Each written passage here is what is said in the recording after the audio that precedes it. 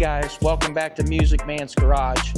Today I am over at a friend's house that I met a few years back, and he has a really nice 1964 Corvette that he had completely restored, and I'm going to walk around this car with him and he's going to explain everything to me. He doesn't even really look like the kind of guy that would have a 1964 Corvette, but I'm telling you, you want to stick around for this because it is absolutely incredible. You guys, I can't believe I'm riding in a 1964 Corvette. That is insane.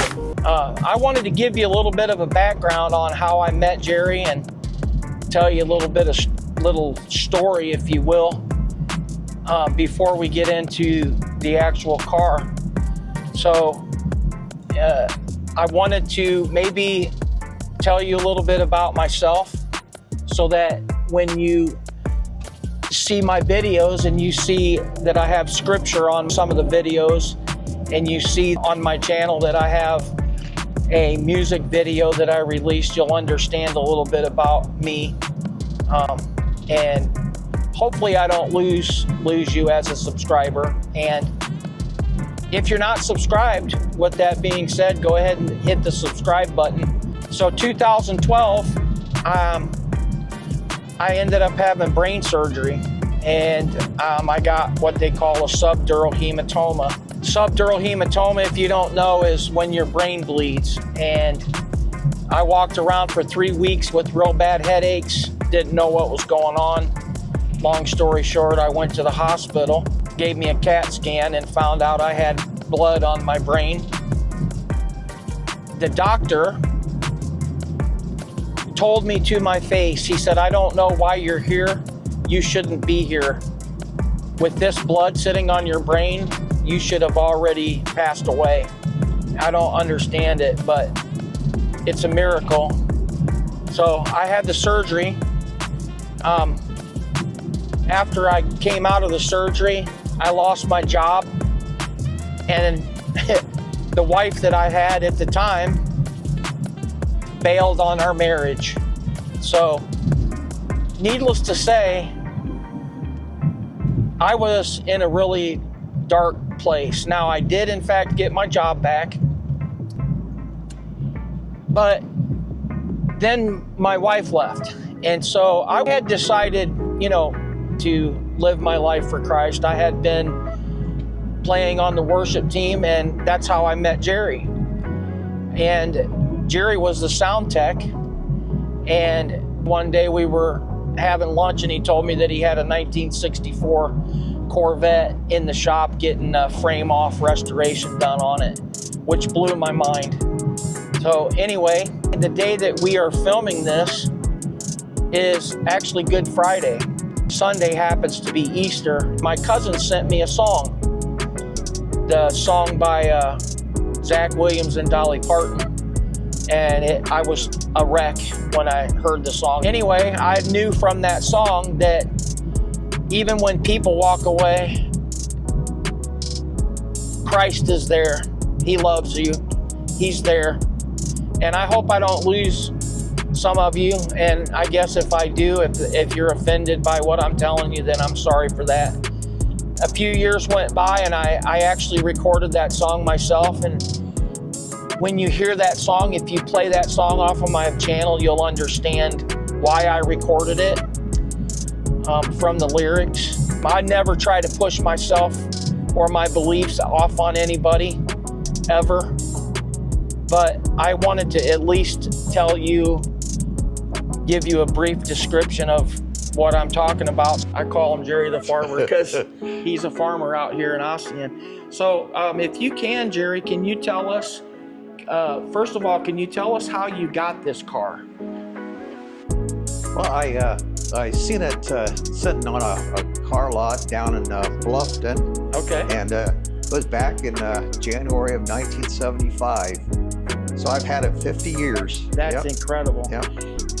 And so then you got it and you didn't really drive it a whole lot. How old were you when you got it? About 23. Wow. Yeah. Do you remember how much you paid for it? Yeah. Can you tell us that? About $4,300. $4,300 for a 1964 Corvette. That's it. That's crazy. So then, skipping forward, how long did you? I mean, did you drive it a lot, or did it just pretty much sit in your barn? I drove it for probably about 10 years. Okay.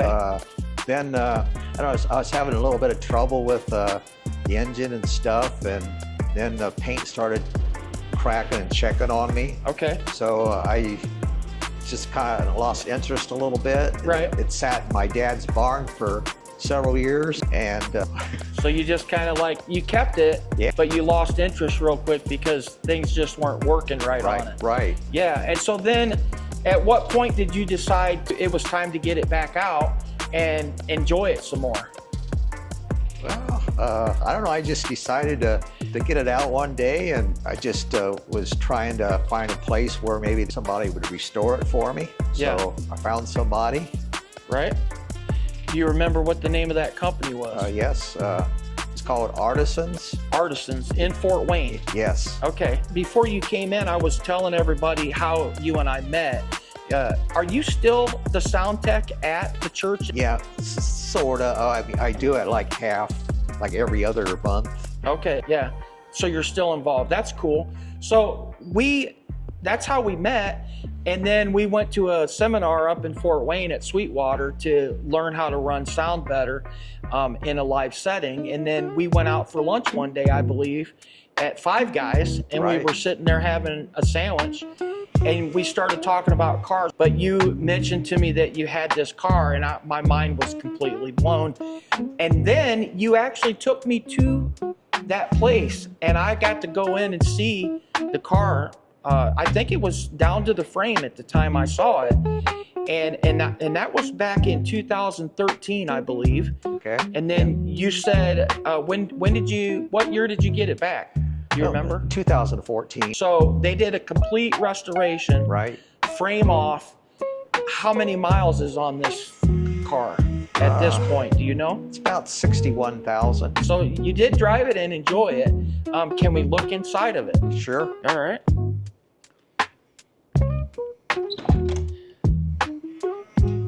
Oh my goodness. You have it all cleaned up too, don't you? Yes. Yeah, that is, oh, it smells good, looks good. Well, I remember one time, I think it was 2023, I came down and you had it in your other garage on the battery tender. You let me get in it.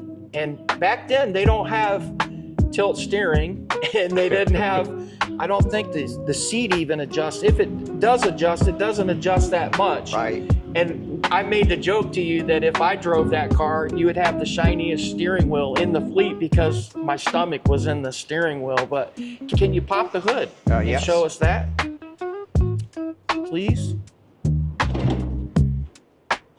What is the motor? Do you know? Is that a L? 327. It's got the flip up headlights. That's cool. Let's go over here. That's pretty nice. All right, so I was telling a friend of mine about this car the other day, and I would love for you to tell me the story about the fins. Didn't you say that was covered up? Yes. Yeah. Can you tell us that story? Well, apparently the person that had the car before me did not like the fins or something, so he Right. just covered them up. Yeah. Like he used like a car putty and just filled it in and then painted over the top of it. Right. And you mentioned earlier in the video that you said you were having trouble with the paint, and you were kind of frustrated with that, and that's kind of why you stopped driving it. Yeah. And when they did the restoration on this car, that's when they discovered that this had fins in the side, right? Yeah. You didn't even know it had fins in the side when you took it in, right? Right. I think I remember you telling me that. That's crazy. Why would somebody cover that up? Like, that's part of the car. And as you know, if you're a Corvette buff, which I'm starting to learn more and more about them. This is not a split window.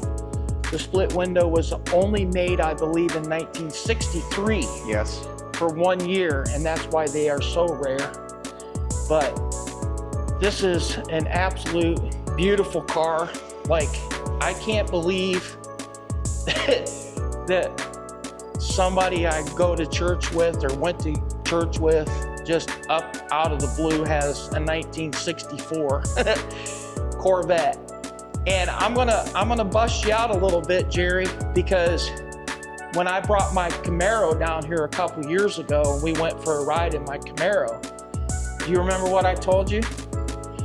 I said, Jerry, you got to get this car out and let other people enjoy it. Do you remember me telling you that? Yes, I do. And then after I left, later that year, you washed it up. And then where did you take it? I probably went down to the Bluffton Street Fair. Right, and you entered the car into the Street Fair car show, and what did you win? I won a trophy.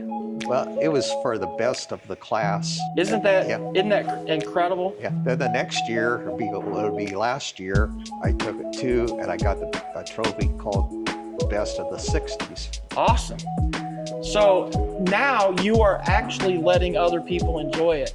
And I also wanted to tell you that I really appreciate you letting me shoot this video, because I don't have thousands and thousands of people that follow my channel at this point, but it's the ones that do subscribe to my channel are probably going to love this car, and I appreciate you showing it to me. And I believe we talked about maybe you taking me for a ride in it. Are you going to still do that? Sure. All right. Well, let's go for a ride in it, and I can't even explain to you how excited I am about going for a ride in a 1964 Corvette. So let's do that.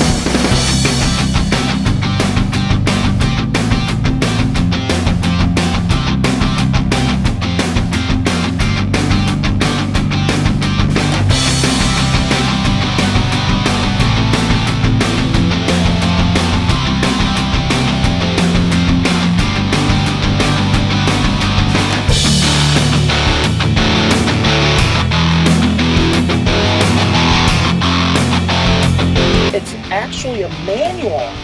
I didn't realize it was a manual. 4-speed. You guys, I can't believe I'm riding in a 1964 Corvette. That is insane. Do you remember how many horsepower they advertised when they advertised this car back in 1964?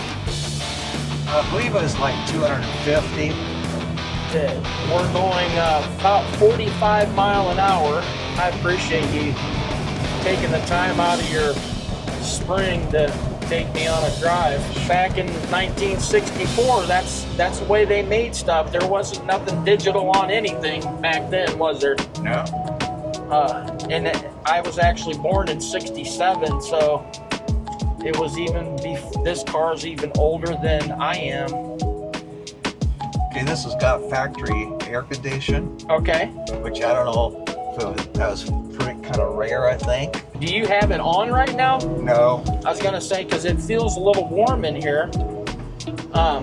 Do you turn it on, or have you turned it on before? I've got a little problem with it. Oh, do you? Yeah. Okay. That's understandable. The car's what, 61 years old? How old are you, Jerry? 72.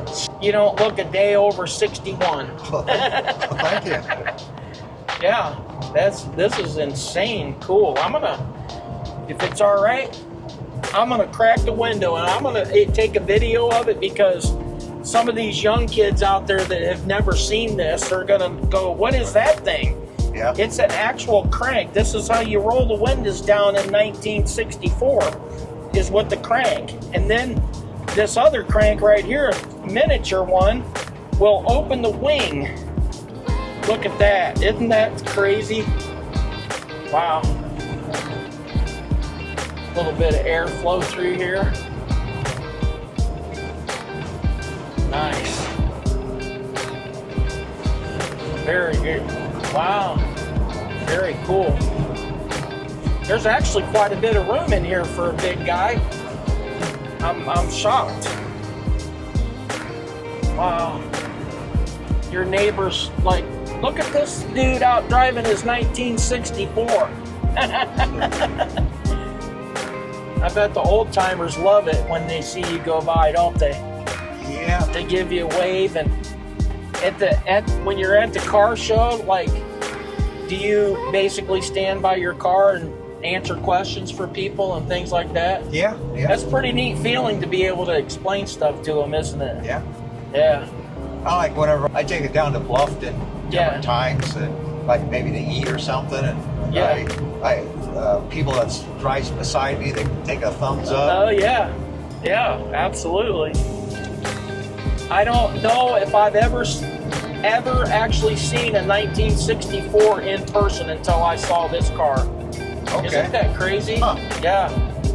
I may have and didn't realize it, at the time, but for me to remember actually seeing a car this year, this is the first one that I remember seeing. I know that for sure. And being able to ride in one is pretty cool too. It's not too bad of a ride. No, it's not bad at all. It's got a probably a pretty short wheelbase on it compared to cars of now, I know in the 70s cars got so long. My dad had a 1972 Cadillac, and it was so long it floated, and the suspension, of course, was 10 years farther down the road too. So yeah, this doesn't ride too bad at all. I get it out on the highway, well, it's a little bit smoother maybe. Right. Yeah, isn't it amazing how things change over time, like technology and things like that? They just always are continuing to make everything better and faster and more horsepower and everything. So I can't believe you've had this car for 50 years, man. That's a story right in itself. Are you glad? I'm sure that you're glad that you never sold it.